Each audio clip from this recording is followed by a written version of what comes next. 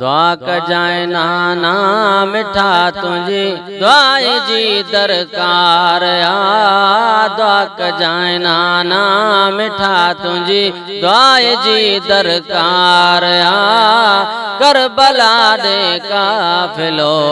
यार असां जो त्यारवा करबला दे काफिलो यार असां जो त्यारवा देस छॾियूं परदेस ते सही तुंहिंजा बचड़ा था वञन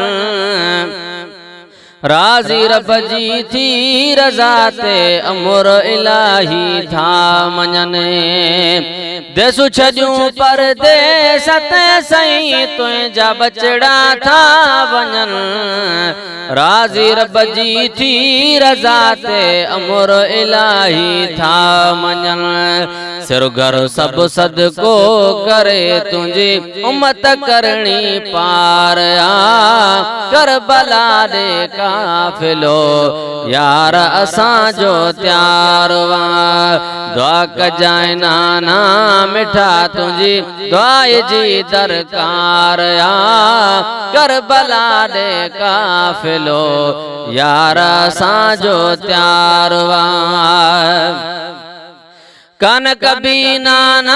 नबी सही बैत का बैमान जी है मोकलाणी थी मिठा पो मदीने मजो में मान जी कान कभी नाना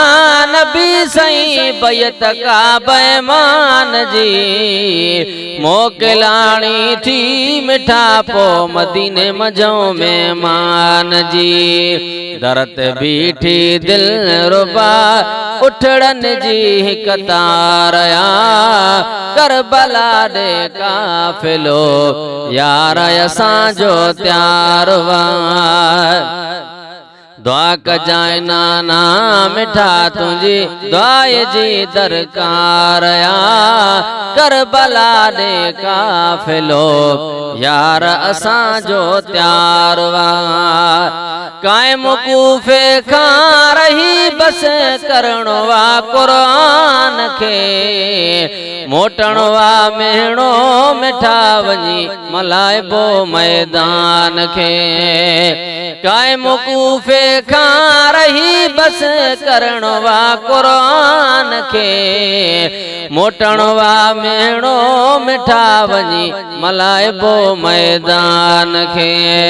नंढड़े हूं देखा दिनी ना तो ही तलवार करबला दे काफिलो यार असां जो त्यारवा दुआ कजाए नाना मिठा तुझी दुआई जी दरकार करबला दे काफिलो यार असां जो त्यारवा पारत थई प्यारा पिरी मुझ सुगरा जी सदा हे कयम तुझे हवाले असां कयूं था अलविदा हे कयम तुझे हवाले असां कयूं था अलविदा वठियूं वञा पाण सां बेवस हो बीमार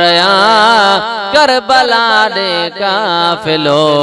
यार असां जो त्यारवा तगर तॾहिं तकलीफ़ सां इस्लाम थियो आज़ाद वा शान शरीयत जो वधायो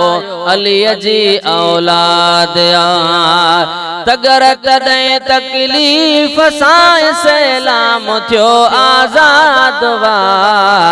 शान शरीयत जो वधायो अलीअ जी औलाद ज़बान ते कुरान वाए धड़ुसी कौं धारया करबला दे काफिलो यार असां जो त्यारवा दुआ कजाए नाना मिठा तुझी दुआए जी दरकार या करबला दे काफिलो यार असां जो त्यार वा।